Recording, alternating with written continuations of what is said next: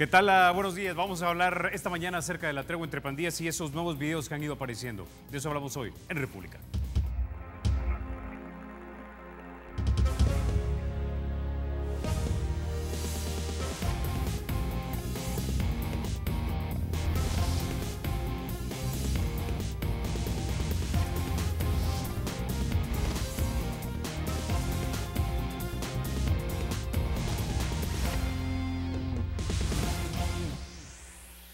Bueno, sin mayor preámbulo, vamos a introducir a nuestros invitados. Esta mañana nos acompañan en el estudio Mario Acosta Huartel, ex ministro del Interior durante el gobierno del presidente Calderón Sol. También nos acompaña Giovanni Galeas, él es escritor y también intelectual en nuestro país. Y también nos acompaña el doctor Álvaro Artiga, doctor en Ciencias Sociales de la Universidad Centroamericana José Simeón Cañas. Bienvenidos, caballeros, a República. Bueno, comencemos quizás con estos temas que han dado mucho de que hablar en los últimos días. Y que han golpeado buena parte de la opinión pública. Es decir, en un momento dado vimos a Ernesto Mason junto al alcalde de Ilopango, reunido con pandillas, pero luego también vemos que el actual ministro de Gobernación, Arístides Alvarenga, si mal no recuerdo, no, Arístides Valencia, también se reúne con ellos, y no solamente se reúne con ellos, sino que les ofrece facilitarles la obtención de DUIs. Ahora, alguien podría decir que esto no es ilegal, pero también diríamos que sería demasiado ingenuo no pensar de que esa facilitación era a cambio de algo. Mario. Bueno, me voy a robar un minuto para, por este medio, darle mi sentido pésame a la familia de mi querido amigo Mario Valiente, amigo y compañero de luchas y de ideas y de principios y de defensa de lo que creímos que teníamos que defender desde hace más de 38 años. A Milita, a Fabiola, a Mario su hijo, a todos los hijos de Mario y a sus familiares, mis condolencias y que tengan la resignación cristiana, que Dios lo tiene en su gloria. Bueno, yo creo de que hablar del tema de la tregua, que es el tema que está involucrado con lo de los videos, es dijéramos, el tema de fondo, Carlos, porque, vaya, de alguna manera, en el gobierno de Funes se evidenció las componendas que se llegaron y que son innegables, traslados de reos, de privilegios de la Sonora Dinamita, que plasmas, que vino el de la OEA, que Funes habló en las Naciones Unidas. Todo eso es lo que da lugar a que habían encontrado desde el gobierno el camino para entenderse con los delincuentes. Y de alguna manera eso, en las vísperas de las elecciones, todos los partidos políticos, todos sin excepción, estoy seguro que tuvieron que dialogar con las pandillas para poder facilitar el entendimiento, producto de ese empoderamiento del poder, valga la redundancia, que el mismo gobierno le facilitó, que hoy hasta penoso da que hay que estar pidiendo préstamos para pagar los privilegios que este gobierno sinvergüenza, el anterior, les concedió a las pandillas.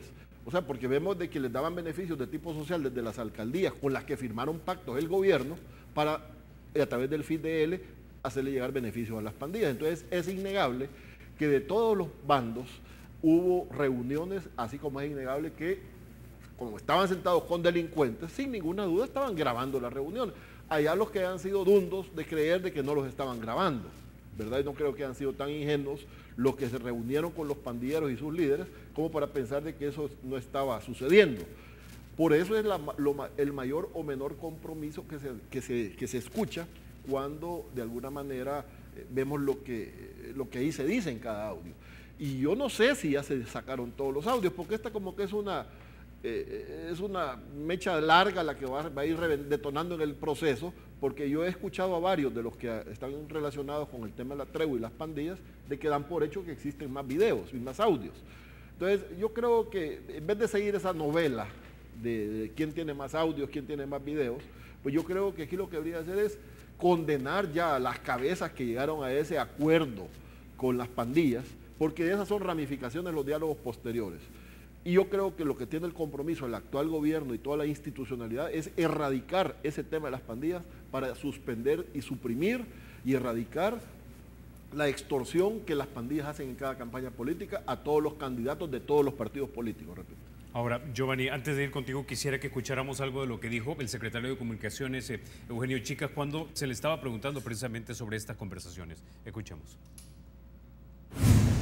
En el mandato de este gobierno no ha habido política ni de diálogo ni de trato, ni de negociación de este gobierno, de las instituciones de este gobierno, con grupos criminales, pues dejamos en manos de la justicia el que ésta pueda dirimir cualquier demanda, cualquier denuncia en ese sentido. Bueno, esa es la respuesta, digamos, oficial de parte de la administración Sánchez Serén. O sea, hay que meter dentro de esto también lo que vimos que intentó, por lo menos en el video, hacer Ernesto Mason, cuando incluso consulta acerca de un posible titular de seguridad que estaría a cargo de las políticas que de alguna manera buscan reducir la delincuencia, de las que las personas con las que estaba reunido son parte. Sí, bueno, mira, hay un dicho popular que es muy sabio, como casi todos los dichos populares, ¿no?, que dice que lo que es bueno para el pavo es bueno para la pava. Si estábamos en desacuerdo en la reunión entre Ernesto Mason y el alcalde Ruano con las pandillas, independientemente a lo que estaban negociando ahí, porque sí se trataba de una negociación, es obvio, lo dicen en el video, independientemente al contenido, el hecho de la reunión entre dirigentes políticos y cabecillas de estructuras criminales, pues ya es irregular. Si estamos en desacuerdo con eso, también estamos en desacuerdo con que un funcionario de gobierno, en ese momento diputado, ahora ministro, Aristides Valencia, se haya reunido para los mismos efectos con las pandillas. Bueno, se puede alegar ya más bien en términos de truco de abogados, de qué tanto ofreció el uno, qué tanto ofreció el otro, quién incurrió en más ilegalidad o en menos ilegalidad. Pero esto no es sustantivo. Lo sustantivo son las reuniones, la voluntad de sectores importantes de la clase política de reunirse con jefes de estructuras criminales para negociar lo que sea, cualquier cosa. Entonces, yo lo que puedo decir al respecto, porque me he manifestado en contra de esas reuniones cuando pasó el tema con Mason, es exactamente lo mismo, condenar de la misma manera una reunión ahora protagonizada por un dirigente del FMLN, exactamente lo mismo. Lo que sí es necesario es que no se quede en nivel de murmuración popular, de enojos o reclamos de analistas políticos, que esto no se agote en sets periodísticos, sino que ahí hay una fiscalía, donde, por cierto, actores del FMLN fueron y pusieron una demanda en contra de Mason por esto. Bueno, esa demanda que pusieron dirigentes del FMLN o van y la retiran, o ellos mismos promueven una contra el dirigente de su partido que hizo esto. Si él incurrió en más o menos ilegalidades, eso no lo voy a definir yo, ni don Mario Acosta, ni aquí el doctor Artigas, ni tú, eso lo va a definir la Fiscalía. Si es que el fiscal considera que eso equivale a incurrir en delito. Si el fiscal considera que no, bueno, pues más se va a perder el tiempo en alegar de estas cosas que finalmente no van a pasar a nada más que a un disgusto para cada uno, ¿no? Pero en lo personal, insisto, lo que es bueno para el pavo es bueno para la pava. Y si fue malo en un caso, condenable en un caso, es condenable en el otro y deberían de dar explicaciones ambos. Ahora, doctor Artigas, entonces estamos quizás ya frente a una realidad. Es ineludible hablar con las pandillas, que no es lo mismo a negociar, y más si es negociar cosas que están fuera de la ley. Y quizá el pecado entonces aquí es la hipocresía política. Bueno, ha dicho varias cosas que yo creo que son importantes.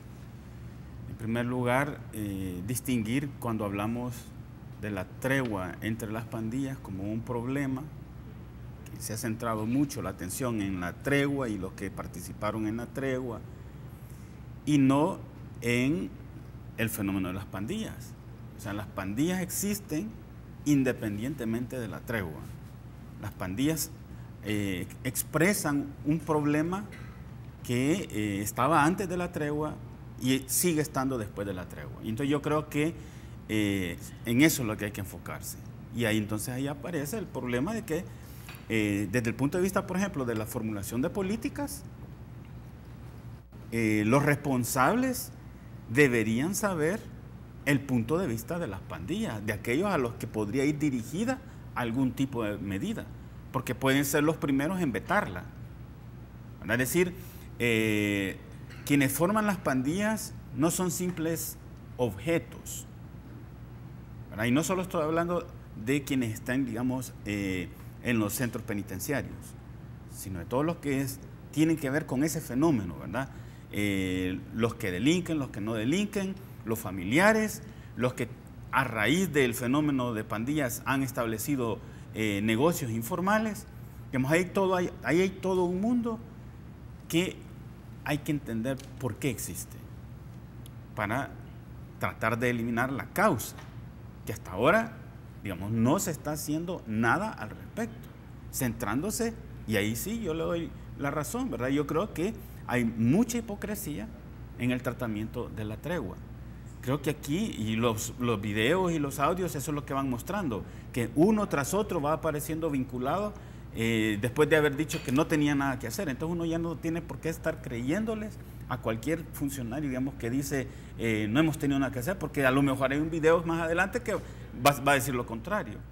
Entonces, en ese sentido yo creo que el tratamiento de la tregua y todo lo que se dice alrededor de la tregua, más en lo que está lleno de hipocresía, no solo política, yo diría que incluso de la sociedad, en el sentido de los distintos actores sociales que cuando se quiere plantear, por ejemplo, en el contexto de la tregua, una de las cosas que salió a luz, y a mí me parece que fue de las que dieron al traste con el asunto, es cuando se llega al tema de la extorsión, ¿verdad?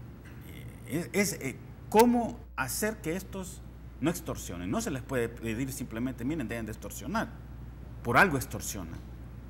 Y mientras no sepamos por qué extorsionan, vamos a estar ahí dando bandazos, ¿verdad? Si extorsionan, por ejemplo, porque es la única fuente de ingresos que tienen todos los familiares y todos los vinculados con el fenómeno pandilleril, entonces no podemos pensar que vamos a resolver ese problema si no hay una alternativa a la extorsión para que esta gente tenga ingresos.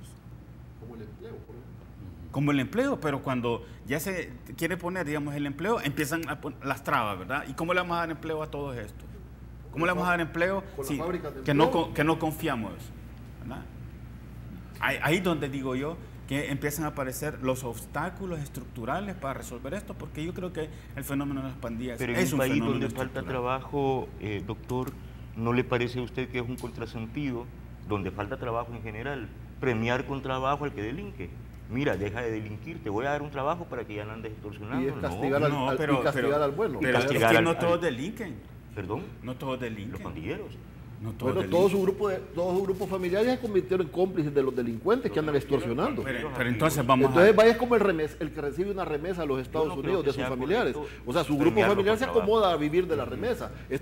Pero vaya, eso es producto del trabajo legítimo de sus familiares allá. Pero estos se han acostumbrado a vivir de la extorsión, de la delincuencia. Pues sí, entonces, todos sus pero familiares... ¿qué vas a hacer? Es que tenés un dato de la realidad. No es un tema de voluntad, si a mí me parece o no. Es que hay un problema de esta sociedad que no tiene, históricamente, no ha sido capaz de ofrecer empleo, no trabajo. Trabajamos todos, ¿verdad?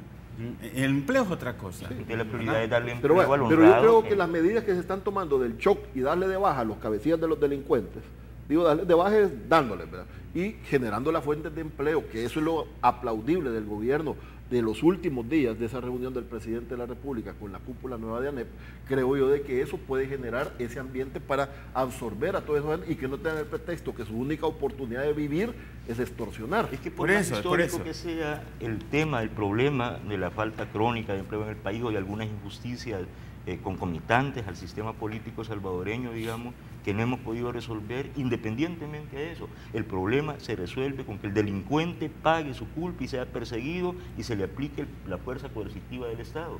O sea, no puede bajo ningún criterio alguien decir la forma para que dejes de delinquir y extorsionar y de robar y de matar y de violar es darte un empleo o darte una beca. No se puede. Bueno, esa es una posición.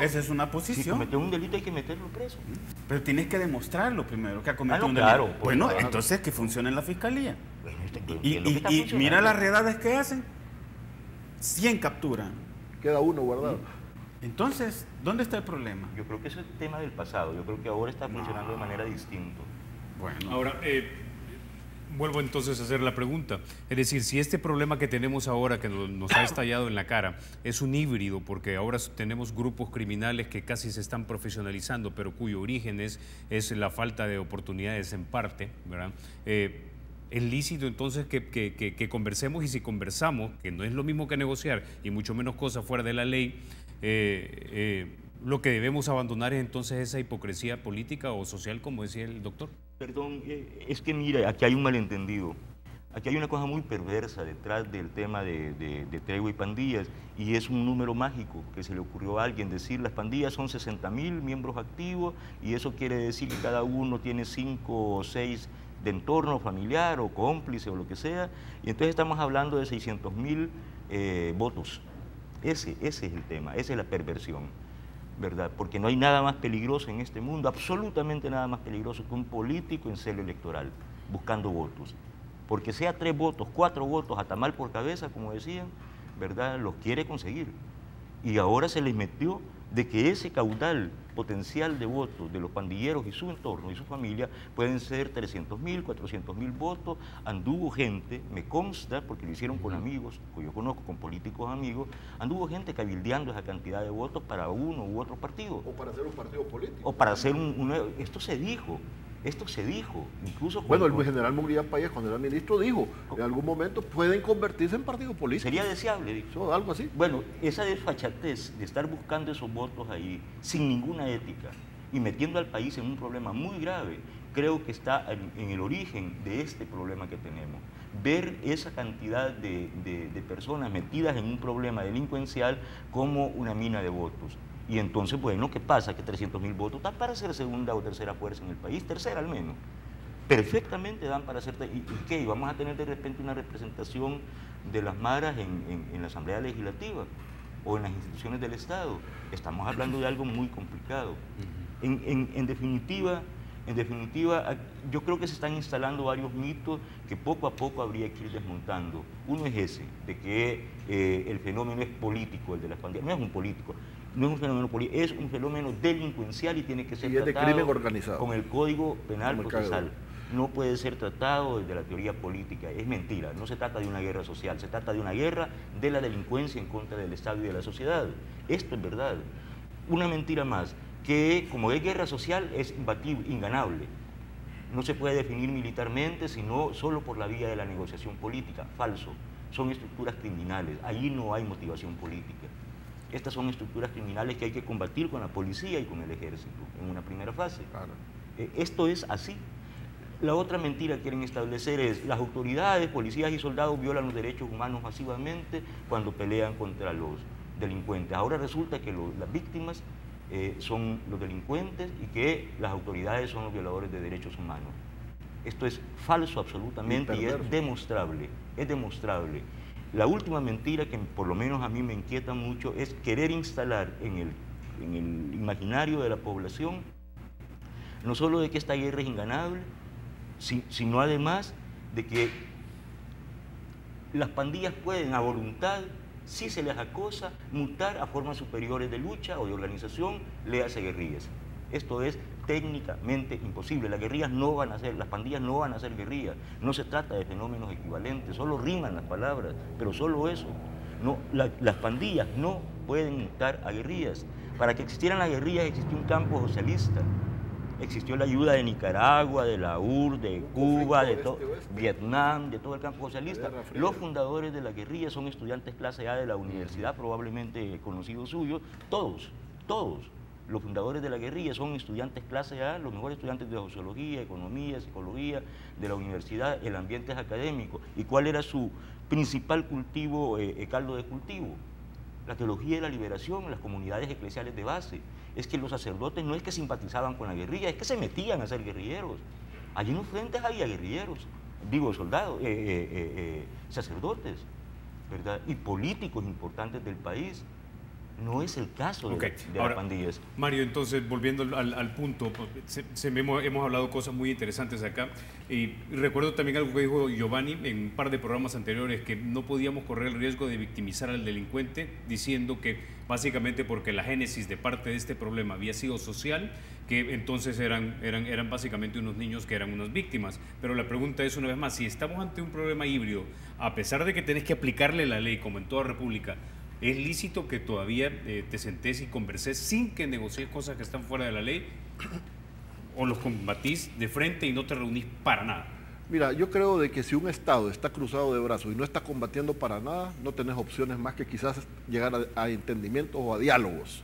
Pero yo creo que este problema va más allá, como bien decía Giovanni, del tema de la parte social. Esto tiene que ver mucho con la lucha de clases, el resentimiento, los problemas no desactivados desde la firma de los acuerdos de paz, el crimen organizado, ¿verdad? La haraganería que ya se está apoderando de muchos sectores jóvenes, de que ya no les gusta trabajar, sino que vivir de la punta o de la extorsión, ¿verdad? Todo eso se ha ido sumando más aquella doctrina que de alguna manera quedó en algunos resentidos sociales de siempre, ¿verdad? Que han alimentado esto justificado. Mira, cuando uno ve desde como espectador, no como actor del Estado, dijéramos, que la OIE, el organismo de inteligencia del Estado, más la inteligencia de la Fuerza Armada, más la inteligencia propia que tuvo la guerrilla, cuando ahora todos sus cuadros están metidos en el gobierno, si se fusionaran y trabajaran juntos, ya hubieran desactivado esto si hubiera una voluntad realmente de hacerlo. Creo que esa lista que sale en los periódicos, de los 100 más buscados, etcétera, creo yo de que va en línea ya a eso, ya hay una coordinación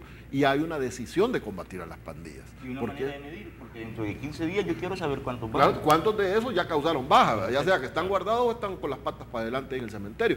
Algo tiene que pasar, ¿verdad? Entonces, cuando uno ya comienza a esperar resultados, claro, viene la parte que dice el doctor Artiga, ¿qué le vamos a dar de opción a esta gente que aún lo único que hace es vivir de eso? Ahí es a donde, lastimosamente, con las medidas que se implementaron en el gobierno anterior, las expectativas, en vez de estimular la producción y la productividad, de alguna manera se atizó la lucha de clases.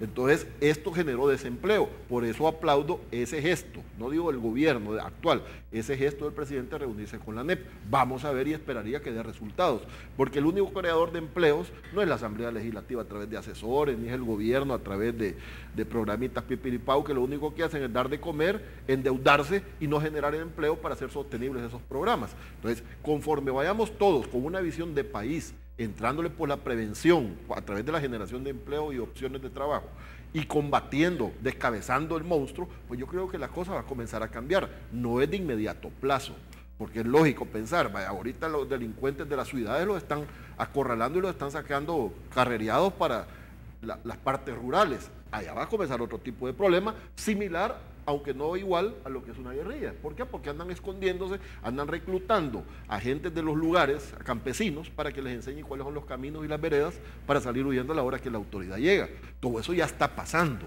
Ok, tengo que ir a la pausa, Mauricio, pero cuando regresemos vamos a hablar acerca también de esas ilegalidades que, según el fiscal, hay indicios que podrían haber existido en esta negociación. Ya volvemos.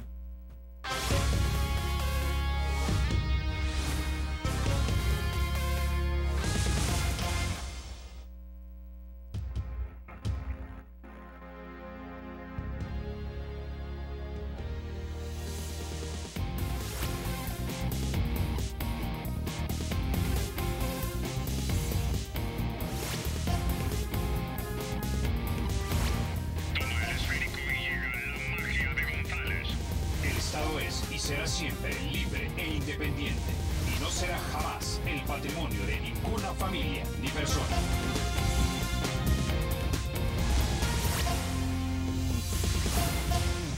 Gracias por continuar con República. Doctor Artiga, antes de ir con usted, quiero que escuchemos algo que dijo el ministro de la Defensa Nacional, el general Munguía Payés, hablando acerca de lo que él sabía o no sabía acerca de la tregua. Escuchamos.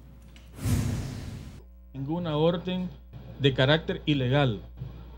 Lo que sí teníamos nosotros como norma era facilitar el proceso de pacificación en el marco de la ley. Si alguien pateó la raya, no lo sé. Yo nunca fui informado. Si hubiera sido informado que hubiera habido alguna irregularidad, la hubiera corregido.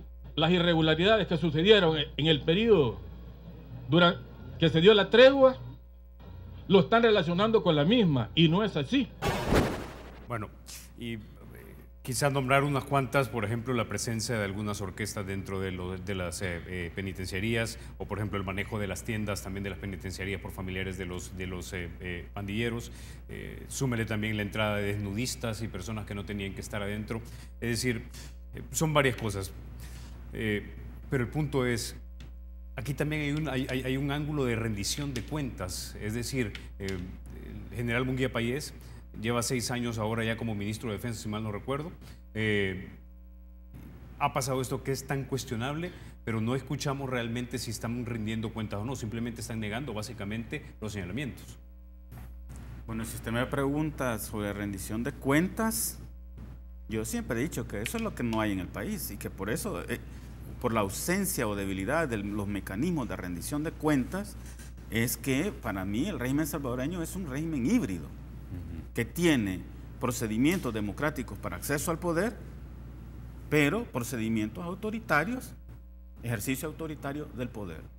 Y el ejercicio autoritario del poder significa, entre otras cosas, que quienes tienen autoridad no son responsables, ¿verdad? No rinden cuentas ante nadie. En el sentido no de informar simplemente, que a veces es lo que hace el gobierno, digamos, de montar y también lo hacen las alcaldías, de montar, digamos, un evento donde van y presentan, digamos, una memoria de cosas que se han hecho. Eso es informar, publicidad o marketing gubernamental. Pero que haya una institución, por ejemplo la Fiscalía, que pide un expediente, pide información a otra institución, esta institución o este funcionario no anda discutiendo si tiene o no tiene que hacerlo, lo tiene que hacer porque se lo está pidiendo la Fiscalía, digamos. Y que además exista la sensación, digamos, entre los funcionarios de que producto de alguna investigación que se le va a hacer puede salir sancionado. Todo eso no existe en el país, está balbuceando y yo creo que ese es el esfuerzo que hay en este momento de querer que instituciones que son de control como la Corte, la Sala de lo Constitucional, la Corte de Cuentas, el Tribunal, el Instituto de Acceso a la Información, que son más o menos, y la sección de probidad, los que han estado tratando de avanzar en la dirección de controlar el ejercicio del poder, pues se le sume la Fiscalía, ¿verdad? También en este sentido. Entonces yo creo que esa es la debilidad de nuestro sistema, la ausencia de la eficacia de los mecanismos que están contemplados en la Constitución, que están contemplados en las leyes que dan origen a las mismas instituciones que están ahí para controlar el ejercicio de la autoridad, pero que no tienen la eficacia que quisiéramos. Y por eso lo que vemos es, no solo en el caso del ministro de la Defensa, sino en general de dirigentes o funcionarios que comienzan dando unas declaraciones, a medida que aquello se va complicando, las declaraciones las van cambiando, van revelando, digamos, posiciones más débiles, van aceptando cosas que al principio no aceptaban. Se van enredando. ¿Verdad? Se van enredando, ¿verdad? Y entonces el problema es que al final, como volvemos a la primera intervención, ¿verdad? Como el problema es que en la clase política y entre los funcionarios hay muchos que están metidos en cosas sucias, entonces es el problema de que esto se avanza por un lado, el peligro de que van a caer otros, y ahí vamos entrampados. La cola pateada. Sí, es un problema que, digamos, requiere bastante voluntad de parte del funcionario, ¿verdad? Y de querer soportar las presiones. Recuerdo al fiscal, ¿verdad? Entre las primeras declaraciones, para que veamos un caso, que digo, estoy teniendo presiones de grupos, etcétera. ¿Investigó? ¿No investigó? Él era el afectado. Ahí se quedó aquello, ¿verdad? El fiscal anterior las tenía con el ministro de la Defensa, ¿verdad? Y decía, ya lo vamos a enjuiciar, ya lo vamos a investigar, ya vamos a sacarlo. No pasa nada, ¿verdad? Tienen que ver como quizás algunos actores que tienen más poder, que no aparecen en la escena, que comienzan a presionar porque realmente quieren ir tras un determinado funcionario. Ok, ahora, siempre en este tema, Giovanni, yo recuerdo en los Estados Unidos, un congresista por Nueva York que se llama Anthony Weiner mandó unas fotografías comprometedoras a una mujer que no era su esposa, eso salió a la pública y el tipo tuvo que renunciar a su silla congresional. El reverendo Wright era el reverendo que le bautizó las hijas al presidente Obama. Cuando salen a la luz declaraciones simplemente lo apartan, pero en este país da la impresión que tenemos una insensibilidad social por antonomasia a lo que hacen nuestros políticos y simplemente o no les pedimos cuentas o no los forzamos a que en algunos casos deban renunciar. No estoy de acuerdo, Carlos, por una razón, porque sí existen las rémoras que mencionaba el doctor Artiga y la que tú mencionas muy puntualmente, existen funcionarios cínicos, Yo decía en otro programa, yo decía, el ministro de la Defensa tiene que dimitir de su cargo o al menos separarse de sus funciones mientras dure esta investigación de la tregua, donde él está referenciado, no acusado, no, pero sí referenciado. Por lo menos eso, por lo menos separarse de sus funciones. Bueno, parece que no es posible. Él se va a quedar ahí con todo ese universo de sospechas y no pasa lo que está pasando, lo que tú señalas en Estados Unidos. Pero yo no estoy de acuerdo en que ese sea el tema en El Salvador, porque por fortuna hay nuevas tecnologías de comunicación y de información, por fortuna hay redes sociales y ya nadie es impune en este país. Nadie es impune. Puede ser que el fiscal no actúe contra tal o cual funcionario, puede ser que la justicia no sea diligente en algunas investigaciones, pero las redes sociales, la gente, la sociedad salvadoreña no está dejando impune nada, nada. Y ahí están los que se han reunido con las pandillas, salen los videos o los audios, eso, y la gente lo comenta y lo condena. Y eso va a mayor. No se está dejando pasar absolutamente nada a ningún funcionario, ni a ningún político. La gente lo está comentando, lo está diciendo, y hay algo que hay que tomar en cuenta, que los políticos tienen que tomar en cuenta. Mire, Lula da Silva sacó a 60 millones de personas de la pobreza en Brasil. Este es un dato técnico, esto no es un dato político, es un dato técnico, con un programa muy concreto, bolsa de familia y trabajo y no sé qué, tu casa, tu primera casa y todo este tema social. 60 millones, pero su partido se metió en una vorágine de corrupción y los funcionarios de su gobierno y del gobierno que siguieron, del PT, del Partido Socialista, ¿verdad? Y ahí están en lo que están, la señora separada de su cargo vergonzosamente, ¿verdad? ¿Y qué pasó? Una muy buena gestión social de Lula. No fue posible que el pueblo lo perdonara. Y ahí está lo que pasa. Evo Morales tiene a Bolivia creciendo desde que llegó al 5%, a más. Es el país que más crece en América Latina. Pero cuando quiso reelegirse por tercera vez, la gente le dijo, no, mano, ya no más. Ya no más. Y ahí salió una mujer de Evo, que un hijo, que sí, que sí, no. Y le dieron pasaporte diplomático. No, pero fíjate... Perdón, solo termino con esto. Igual Correa, una gestión brillante en favor, en términos sociales, en favor de los más pobres en Ecuador. Se quiso reelegir por tercera vez y la gente le dijo, no más, no más. No fue la CIA, no fue la KGB, no fue una conspiración, es la gente la que votando le dijo no más a este gobierno. Bueno, si aquí, con la mejor gestión del mundo, incluso ganando el tema de seguridad, dejan que el tema de la corrupción quede impune, o el tema de este tipo de actuaciones opacas, bueno, ya vamos a ver en las urnas qué va a pasar. Pero contestando tu... Tengo que ir a la pausa, pero cuando regresemos te doy la palabra. Sí. Listo, ya volvemos.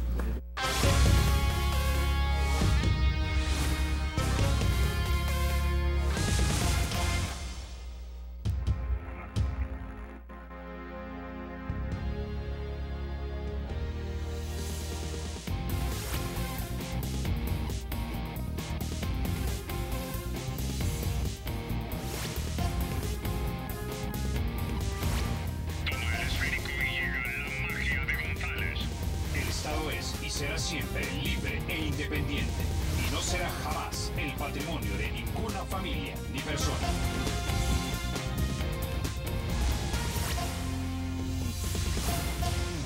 Mario, ¿tú querías agregar algo? Sí, yo le quería agregar de que ojalá que la institucionalidad funcione, ¿va? Las autoridades, la Fiscalía, la Corte Suprema, la parte de la Policía y la Fuerza Armada. ¿Por qué? Porque yo creo de que es cierto, las redes sociales son importantes, es innegable. Pero también hay que ver que las redes sociales a veces son contaminadas por empleados de funcionarios que tienen intereses específicos o de delincuentes que ponen troles a que estén escribiendo carambadas precisamente para encubrir o deslegitimar a alguien. Yo siento de que una persona, y lo digo con autoridad propia, ¿verdad?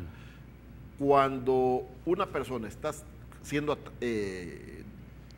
cuestionada por algo, debe de apartarse de su cargo y dejar que la institucionalidad funcione, y si sale limpio, reincorporarse. Y si no, que responda ante la justicia. Creo que sí debe de ser. Totalmente de acuerdo. Retomando tu tema, como lo que sucede en los Estados Unidos, congresistas, senadores, lo que sea, deponen su cargo o se van del todo.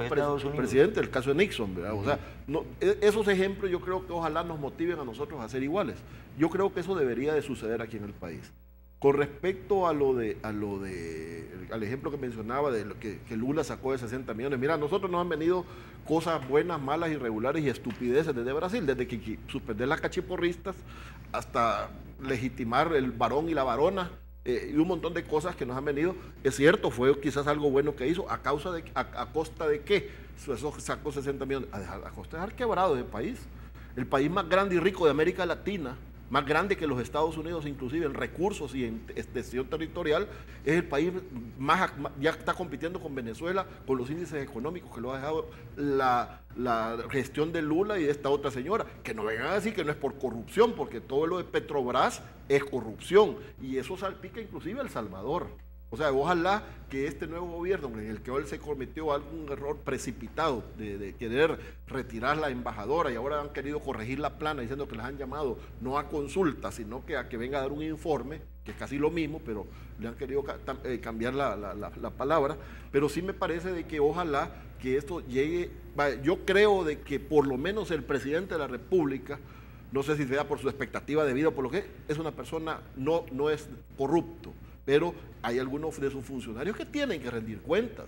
¿Cómo es posible que se inaugure una carretera para Sonsonate esta semana, la mitad es de concreto y la otra mitad de asfalto, cuando un kilómetro, ojalá que nos cuenten de qué se trata, ojalá que sean tan eficientes y arreglen el problema de los chorros de todos los días, de la carretera hacia Santa Ana y desde Santa Ana?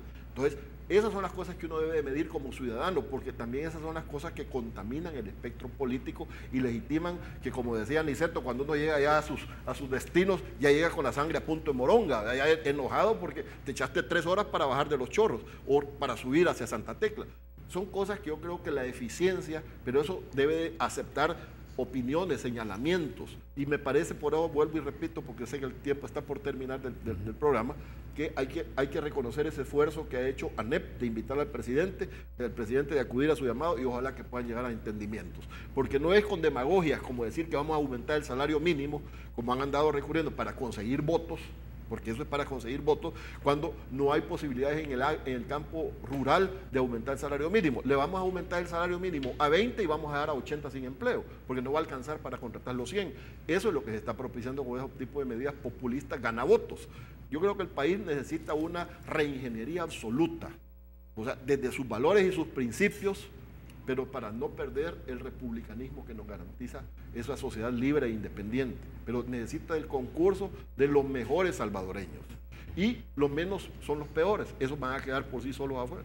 Ok, ya que Mario tocó ese punto, es muy importante porque esa reunión que se dio, el gesto del señor presidente de la República de ir al local de ANEP, dice mucho, no solamente de la persona de Salvador Sánchez Serén, sino también tal vez de la reinauguración de las relaciones. No sé cómo lo ves tú. Yo lo veo saludable, creo que es importante por una razón, porque no se trata ni hay que verlo como un favor que el presidente le hizo al país. El presidente está obligado por ley a buscar la armonía social, la mayor armonía, a impulsar la cooperación en la sociedad y en sus instituciones. Esto es lo que un presidente tiene que hacer, y eso se extiende hasta a una cosa que es muy peligrosa y que está a punto de perderse, que es, a mí no me gusta llamarle luna social, luna de miel a lo que pasó en términos de seguridad en la clase política, entre los partidos. Un acuerdo político, eso fue, pero está a punto de quebrarse, de romperse por un desacuerdo, por una cosa vergonzosa, no ponerse de acuerdo en el mecanismo de auditoría de los fondos. ¿Y de qué se trata? Pues si es que el pisto no es del gobierno, mucho menos de la empresa privada, es dinero público. Entonces, claro que tiene que ser auditado, y bien auditado además, y están autorizadas las sospechas de malos manejos. Que nadie se enoje ni ponga cara de bravo con decirle, mira, sí te vamos a dar el dinero, pero quiero saber en qué lo gastas, man. Quiero saber. Y para eso no se trata de decir, es que lo voy a hacer bien. No me basta con tu palabra ya. Quiero mecanismos de auditoría que sean técnicos, transparentes. Eso no es ningún favor, eso tiene que ser así. Eso está deteniendo lo que es el acuerdo político de unidad nacional en contra de la delincuencia, y eso en realidad es vergonzoso. Ok, doctor Artiga tiene la última palabra. Bueno, yo creo que eso que señala Giovanni, de la necesidad de establecer mecanismos de auditoría, es lo que yo señalo que es la debilidad. Sí, para eso está la Corte de Cuentas. O sea, ¿por qué se está pidiendo, digamos, algo adicional? Porque simplemente no se confía en la labor que va a hacer aquella institución. Entonces, ahí estamos viendo dónde está el problema, ¿verdad? Que quienes están dirigiendo las diversas instituciones que deberían controlar a los funcionarios tienen falencias en su función, ¿verdad? ¿Y quién evalúa eso? Le corresponde a la Asamblea Legislativa. si la Asamblea los pone, ¿verdad? Ellos pueden llamar, para eso tienen comisiones especiales, ellos tienen la capacidad de interpelar funcionarios, pero no, tampoco ocurre, ¿verdad? Entonces, mientras no tengamos esa posibilidad de que los funcionarios se sientan atados en el ejercicio de las funciones, que sería, por ejemplo, utilizar unos fondos, ¿verdad? Quien no quiere que se le controle eso es lo que está notando, ¿verdad? Que no quiere que se le esté auditando, no quiere control. Eso es una rémora, diría yo, de un patrón autoritario de ejercicio del poder. Y de eso estamos plagados en esta sociedad. En parte, yo creo, porque es la sociedad misma la que es muy tolerante a esto. Hay que ser, ¿verdad?, y parecer. No tenemos, como en Estados Unidos, hay una tradición puritana, digamos, de la cual se han desprendido esos valores y ese, digamos, que el honor sea importante, y entonces cuando esto está cuestionado, el funcionario se va. Aquí no lo tenemos. Es otra cultura política la nuestra. La cultura del lo que pasa es que los funcionarios están a la vista, digamos.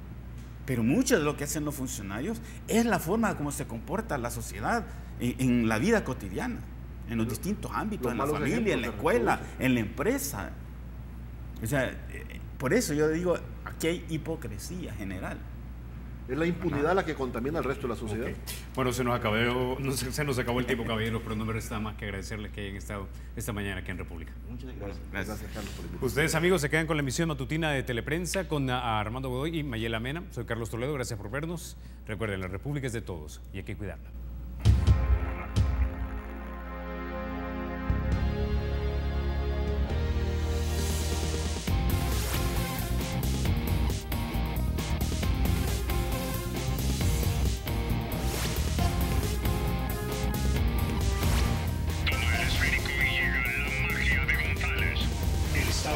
Será siempre libre e independiente y no será jamás el patrimonio de ninguna familia ni persona.